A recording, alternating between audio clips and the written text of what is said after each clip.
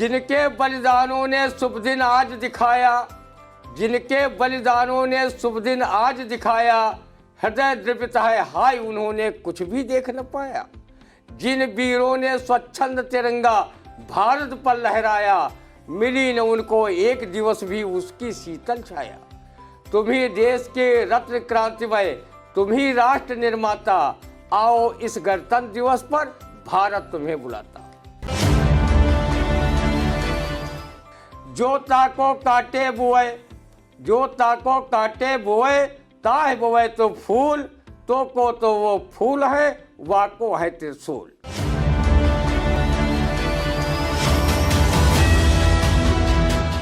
नमस्कार, स्वागत है आप सभी का इंडिया के खास कार्यक्रम रंदा में। खबरों पर रंदा चलाने के लिए हमारे स्टूडियो में खास मेहमान इस वक्त मौजूद हैं, वरिष्ठ पत्रकार, कवि एवं रंगकर्मी ज्ञान प्रकाश सिंह प्रतीक जी। तो प्रतीक जी, आपका बहुत बहुत स्वागत है।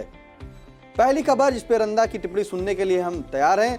कहते हैं कि बड़े ही धूमधाम व हर्षोल्लास के साथ मनाया गया गणतंत्र दिवस। सरकारी गैर सरकारी भवनों पर शान से लहराया गया तिरंगा, किए गए विविध आयोजन। सीतापुर पुलिस लाइन में मान प्रणाम राज्य मंत्री कारागार सुरेश राही ने किया ग्रहण। क्या कहता है इस मान प्रणाम पर, सुनते हैं रंदा। रंदा ने भी पुलिस लाइन सहित अनेक संस्थाओं द्वारा आयोजित कार्यक्रमों में प्रतिभाग कर गणतंत्र दिवस का जश्न मनाया और गणतंत्र की मूल भावना पर चलने का संकल्प लिया।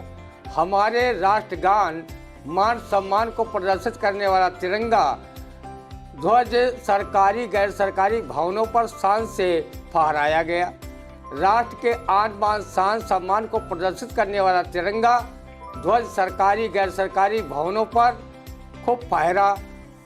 राष्ट्रगान के बाद शैक्षिक व स्वैच्छिक संस्थाओं में देशभक्त से परिपूर्ण सांस्कृतिक कार्यक्रमों को बड़े ही मनोभारी ढंग से प्रस्तुत किया गया। जिस पुलिस लाइन परिसर में बचपन में अपने दोस्तों के साथ सुरेश राही खेला कूदा करते थे, उसी पुलिस लाइन परिसर में कारागार राज्य मंत्री सुरेश राही ने मुख्य अतिथि के रूप में पुलिस परेड का मान प्रणाम ग्रहण किया तथा आयोजन में शामिल और अपने कर्तव्य पालन में विशिष्ट भूमिका निभाने वाले पुलिसकर्मियों व स्कूली बच्चों को पुरस्कृत किया। सबसे बड़ी बात यह है कि इसी पुलिस लाइन परिसर में 44वें गणतंत्र के पुलिस अवसर पर पुलिस परेड का मान प्रणाम राज्य मंत्री कारागार सुरेश राही के पूज्य पिता व तत्कालीन गृह राज्य मंत्री भारत सरकार रामलाल राही ने ग्रहण किया था। स्वर्गीय श्री राही की दूसरी पीढ़ी अर्थात उनके पुत्र सुरेश राही ने 74वें गणतंत्र दिवस पर मुख्य अतिथि के रूप में पुलिस परेड का मान प्रणाम ग्रहण किया। हमारे देश का संविधान अजर अमर रहे, गणतंत्र की मूल भावना हर एक भारतवासी के दिलो दिमाग में हमेशा जीवित रहे और तरक्की के पथ पर अग्रसर होता रहे। आपसी भाईचारा, सद्भाव, समभाव तथा राष्ट्रीय एकता अखंडता पर कोई आंच न आए। भ्रष्टाचार, कदाचार तथा गैरकानूनी कार्यों पर अंकुश लगे। देश हरित श्वेत नील क्रांति में अग्रणी रहे। महंगाई, बेरोजगारी पर नियंत्रण रहे। किसानों की आय में इजाफा हो। देश में व्यावसायिक गतिविधियों का इजाफा हो ताकि किसी को भी गणतंत्र दिवस के जश्न में सुख का भी झनकार ना शुक्र की इन पंक्तियों को कहकर रोना ना पड़े। गणतंत्र के मंत्र या शुद्ध हुए, गणतंत्र के मंत्र या शुद्ध हुए, षड्यंत्र के तंत्र बड़े लगते हैं। रही मारमुआ की कौन कहे, सबके तो तन उधड़े लगते हैं। खाली खाली से खाली है हाथ जवान के, किसान के पाँव गड़े लगते हैं। निर्जीव लगे कर शासन के, फिर भी कुर्सी पकड़े लगते हैं। रंदा गणतंत्र दिवस के पुनीत अवसर के उपलक्ष्य में सभी ज्ञात अज्ञात स्वाधीनता सेनानियों को भी इस कविता के माध्यम से नमन करता है, जिन्होंने अपना सर्वस्व न्यौछावर कर आज़ादी दिलाई और आज़ादी प्राप्त के बाद 26 जनवरी 1950 को हमारा भारतीय संविधान लागू हुआ।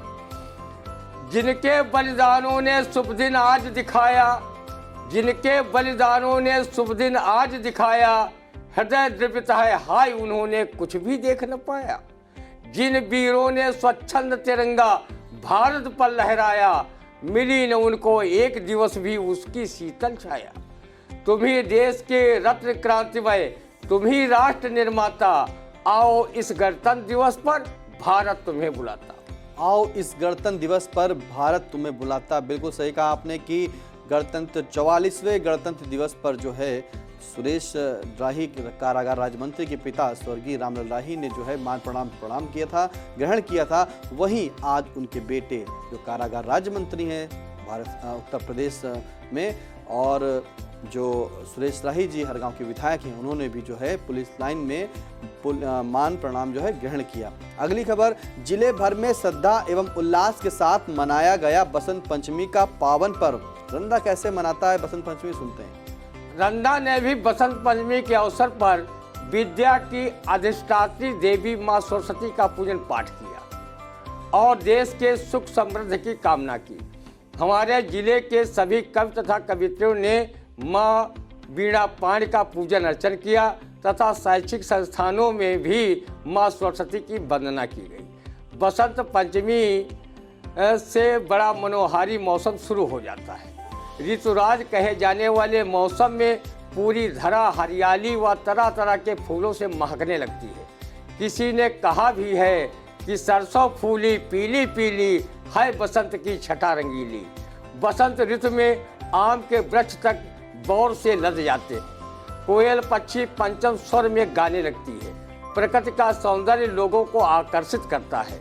कवि आलोक सीतापुरी आमों में बौर आने पर कहते हैं, पतझड़ के बाद बसंत ऋतु आया है, आमों में बौर आया तो मन क्यों बौराया है। वही बसंती हवाओं में फूलों की खुशबू का एहसास कर कवि सुपकारनाथ शुक्ल कहते हैं, बसंती हवाएं किधर से किधर को कहाँ बह रही हैं नहीं जानता हूँ। किसी कवि ने कहा है कि जब कोयल छोड़े तान तो समझो बसंत है, जब कोयल छोड़े तान तो समझो बसंत है, जब आमों तक बौरान तो समझो बसंत है, जब बुढ़ियों चले उतान तो समझो बसंत है, जब बुढ़वा बोले इलू इलू की मस्तान तो समझो बसंत है। ऋतुराज बसंत पर देश की नामचीन कवित्री छाया त्यागी ने बसंत ऋतु का बड़ा ही सारगर्भित वर्णन इन लावणी छंदों में किया है। गंध सुगंधित लिए बयारे, गंध सुगंधित लिए बयारे, फागुन घर घर आया है, संवरा सा मधुआस यहाँ पर सबके मन को भाया है। गंध महकती है बौरों की, बगियन को महकाया है, झूम उठी है कलियां जैसे नदियों ने कुछ गाया है। ताल दे रहे जैसे पक्षी कोयल ने कुछ गाया है, चिड़ियों ने अपने बच्चों को उड़ना आज सिखाया है। झूम रही है डाली डाली, सबको खूब झुमाया है, संवरा सा मधुमास यहाँ पर छम छम करता आया है। हुआ बसंती मौसम देखो, चारों ओर बहार है, सजी हुई है चंपा जूही, किए 16 श्रृंगार है। पहन खड़ी पीतंबर साड़ी, धरा सजीली नार है, संवरा सा मधुमास यहाँ पर मौसम एक सुकुमार है।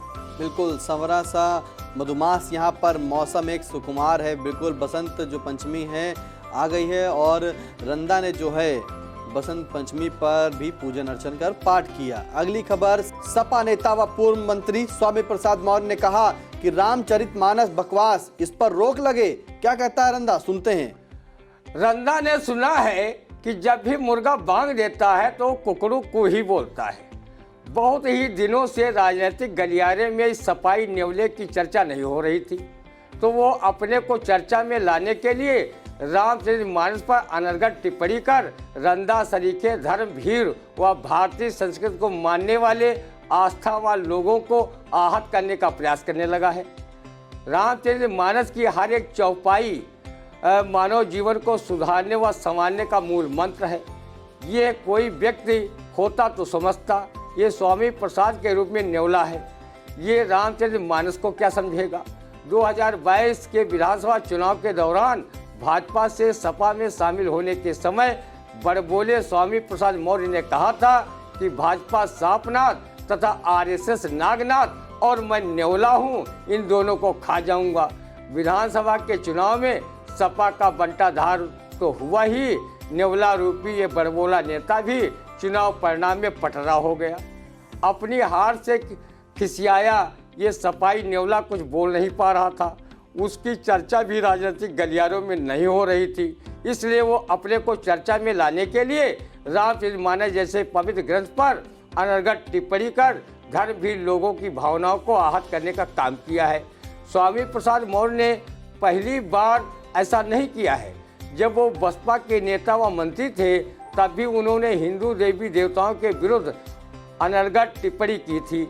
इसी पार्टी में रहकर नरेश अग्रवाल ने भी अपनी टिप्पणी की थी, लेकिन हिंदू धर्म ध्वजावाहक कहने वाली भाजपा ने अपने राजनीतिक स्वार्थ के लिए स्वामी प्रसाद मौर्य को न सिर्फ पार्टी में शामिल किया था, बल्कि उनकी पुत्री को बदायूं से टिकट देकर सांसद बनने का मार्ग प्रशस्त किया था और स्वामी प्रसाद को प्रदेश सरकार में कैबिनेट मंत्री बनाया था। विधानसभा चुनाव 2022 का बिगुल बजने पर स्वामी प्रसाद मौर्य सपा में शामिल हो गए थे। देवी देवताओं पर टिप्पणी करने वाले नरेश अग्रवाल को भाजपा ने राज्यसभा का सदस्य बनाया था। आज उनका पुत्र नितिन अग्रवाल योगी सरकार में मंत्री है। सस्ती लोकप्रियता व चर्चा में बने रहने के लिए ऐसे बड़बोले नेता धार्मिक ग्रंथों तथा देवी देवताओं पर अनर्गल टिप्पणी करते रहते हैं। इन्हें ज़्यादा गंभीरता से लेने की जरूरत नहीं है।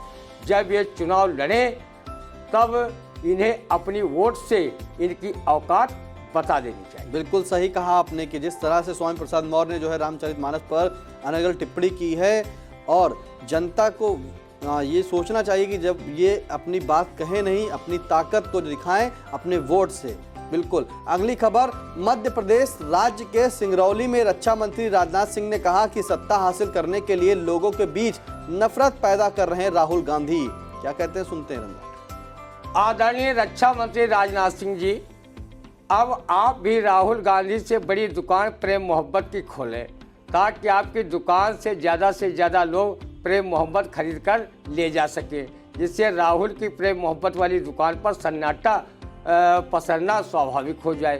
प्रेम मोहब्बत से ही नफरत को परास्त किया जा सकता है। सत्ता ही ऐसी चीज़ है, इसके लिए चाहे सत्ता पक्ष हो या विपक्ष अपनी लाट टपकाया करता है। वो सत्ता पाने के लिए न जाने कितने झूठे सच्चे वादे जनता के बीच में करते रहते हैं। अंग्रेज भारत से चले गए, लेकिन वो नफरत फैलाकर बांटो और राज करो का फार्मूला भारत में ही छोड़ गए, जिसे हमारे देश के कुर्सी के पुजारियों ने अपना मूल मंत्र बना लिया। माननीय राजनाथ जी, आपकी पार्टी के अनेक नेताओं ने भी काफ़ी नफरती बयान देकर हिंदू मुस्लिम को बांटने का काम किया था। शमशान और कब्रिस्तान वाला बयान किस पार्टी के नेता ने दिया था? क्या माननीय जी बता सकते हैं कि आपके पार्टी के नेता गिरिराज सिंह, सांसद साक्षी महाराज, साध्वी प्रज्ञा सिंह सहित न जाने कितने नेता हैं जो अपने नफरती बयानों के लिए मशहूर हैं। लगता है कि राहुल गांधी की प्रेम मोहब्बत वाली दुकान खोलने की घोषणा व भारत जोड़ो यात्रा से आपकी पार्टी अंदर खाने परेशान है, इसलिए राहुल गांधी पर सत्ता प्राप्त के लिए नफरत फैलाने का आरोप आप जैसे अच्छे समझदार व शालीन नेता को लगाना पड़ रहा है। रंदा हमेशा उन लोगों से भी प्यार करता है जो उससे नफरत व ईर्ष्या रखते हैं। वो किसी कवि के इस दोहे के भावार्थ पर चलता रहता है, जो ताको काटे बोए, जो ताको काटे बोए, ताहे बोए तो फूल, तो को तो वो फूल है, वाको है त्रिशूल। बिल्कुल, जो ताको कांटे बुए ताहे बुए तू फूल, तो को तो वह फूल है, वाको है त्रिशूल। अगली खबर, प्रधानमंत्री नरेंद्र मोदी ने कहा कि हमने भर्ती प्रक्रिया को पारदर्शी व समयबद्ध बनाया है। क्या कहता है रंदा, सुनते हैं। रंदा, इसके लिए पीएम महोदय आपका व आपके केंद्र सरकार का तहे दिल से शुक्रगुजार है कि भर्ती चाहे ऊंट के मुंह में जीरा जैसी रही हो, पर भर्ती प्रक्रिया पारदर्शी व समयबद्ध है। अल्प बुद्धि रखने वाला रंदा जानना चाहता है, जब भर्ती प्रक्रिया पारदर्शी व समयबद्ध है तो रेल विभाग में समूह ग व घ की परीक्षाएं हुए कई वर्ष गुजर गए, लेकिन भर्ती अभी तक नहीं हो पाई। क्या यही समयबद्धता है? रही पारदर्शी प्रक्रिया की बात, तो ये वाकई पारदर्शी न होती तो हर प्रतियोगी परीक्षा में मुन्ना भाई पार नहीं पाते और पेपर लीक नहीं होते। हम सब देशवासियों के यशस्वी प्रधानमंत्री नरेंद्र मोदी जी से रंदा जानना चाहता है कि केंद्र सरकार के विभागों में 10 लाख नौकरियों के पद रिक्त पड़े हैं, उनके पारदर्शी भर्ती व समयबद्धता का अवसर कब आएगा। लोकसभा चुनाव 2024 के पहले अगर आपकी केंद्र सरकार 10 लाख रिक्त पदों पर समयबद्ध होकर पारदर्शी भर्ती कर लेती है तो इसका भी लाभ आपकी पार्टी को चुनाव में मिलेगा। सरकारी नौकरियों को लेकर जो मुद्दा विपक्ष बना रहा है उसकी धार कुंद हो जाएगी। आपने 2024 के लोकसभा चुनाव में कहा था कि हम हर साल 2 करोड़ लोगों को नौकरियां देंगे। उस संकल्प का क्या हुआ? रंदा सरीखे न जाने कितने करोड़ युवा शिक्षित बेरोजगार नौकरियों की बाट जोहते जोहते ओवर एज होते जा रहे हैं और उनके लिए घर गृहस्थी चलाना कठिन होता जा रहा है। पीएम साहब इन पर भी पीएम साहब इन पर भी समयबद्ध होकर ध्यान दें। रंदा सरीखे शिक्षित बेरोजगार आपको दिल से दुआ देंगे कि आप बार बार देश के यशस्वी प्रधानमंत्री बने और शिक्षित बेरोजगार पकौड़ा तलने व बेचने से बच जाए। बिल्कुल सही। अगर समयबद्ध तरीके से नौकरी दी जाती या समयबद्ध तरीके से जो नौकरी की प्रक्रिया है वो पूरी हो जाती तो आज बेरोजगारी कम होती। अगली खबर, चीन के राष्ट्रपति शी जिनपिंग ने लिया पूर्वी लद्दाख में सीमा पर युद्ध की तैयारियों का जायजा। क्या कहता है चीन के राष्ट्रपति पर, सुनते हैं रंदा।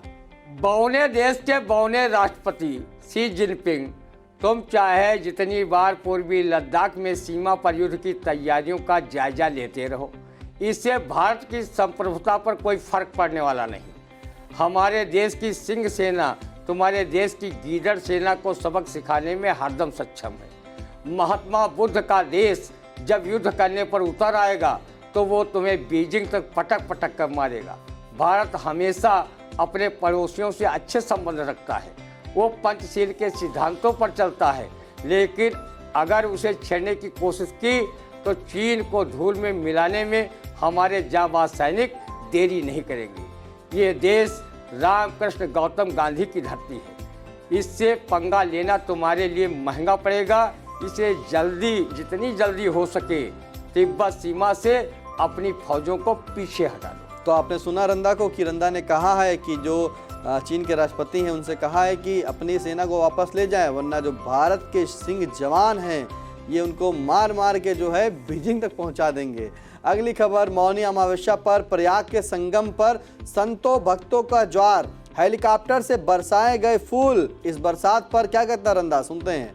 रंदा भी अपने आप को तथाकथित संत भक्त मानता है। अगर वो भी मौनी अमावस्या पर मौन धारण कर प्रयाग के संगम में डुबकी मारने गया होता तो योगी सरकार के हेलीकॉप्टरों द्वारा बरसाए गए फूल उस पर भी बरसते। रंदा न सिर्फ मुख्यमंत्री योगी आदित्यनाथ का दिल से आभार व्यक्त करता है, अपितु वो फिल्म अभिनेता राजेंद्र कुमार की तरह अभिनय करता हुआ ये फिल्मी गाना भी गाता है। बहारों फूल बरसाओ मेरा महबूब आया है, बहारों तुम न शर्माओ मेरा महबूब आया है। जब ऊंचाई से फूल को बरसते हुए रंदा देखता तो वो फिल्म अभिनेता राजेश खन्ना की एक्टिंग करता हुआ ये गाना गाता। फूल आहिस्ता फेंको, फूल बड़े नाजुक होते हैं, कभी ये हंसते हैं कभी ये गाते हैं। फूल आहिस्ता फेंको, फूल बड़े नाजुक होते हैं। रंदा 2-4 फूलों को उठाकर वहाँ से लाता, फिर वो चिट्ठी में रखकर वैसे ही अपने प्रेमिका को भेजता जैसे फिल्म सरस्वती चंद्र का ये नगमा कहता है। फूल तुम्हें भेजा है खत में, फूल नहीं मेरा दिल है, प्रीतम मेरे कुछ तो लिखना, क्या ये तुम्हारे काबिल है। रंदा सरीखे कुछ लोगों पर हेलीकॉप्टर से इतने ज़्यादा फूल गिर गए हैं कि वो अपने आप को फूलन देवी समझकर फूल कर कुप्पा हुए जा रहे हैं और वो फूल बरसाने वाली योगी सरकार को खुशी मन से दुआएं दे रहे हैं। बिल्कुल, योगी सरकार को जो है खुशी मन से दुआएं तो दे रहे हैं, लेकिन मुख्यमंत्री से जरूर कहेंगे कि इस बार जब वो बरसाएं तो रंदा को जरूर जो है, रंदा पर फूल जो है जरूर बरसाएं, क्योंकि रंदा जो है इस फूल का दीदार भी करना चाहता है और अपने पर फूल भी उड़वाना चाहता है। कैसा लगा रंदा कमेंट करके जरूर बताइएगा। यदि कोई सुझाव हो तो भी कमेंट करें और फिर मिलेंगे आपसे अगले रविवार सुबह 8:30 बजे। खबरों से रहना चाहते हैं अपडेट तो हमारे आई इंडिया चैनल को लाइक करें, कमेंट करें और हाँ, सब्सक्राइब करना ना भूलें। अब दीजिए इजाजत, नमस्कार।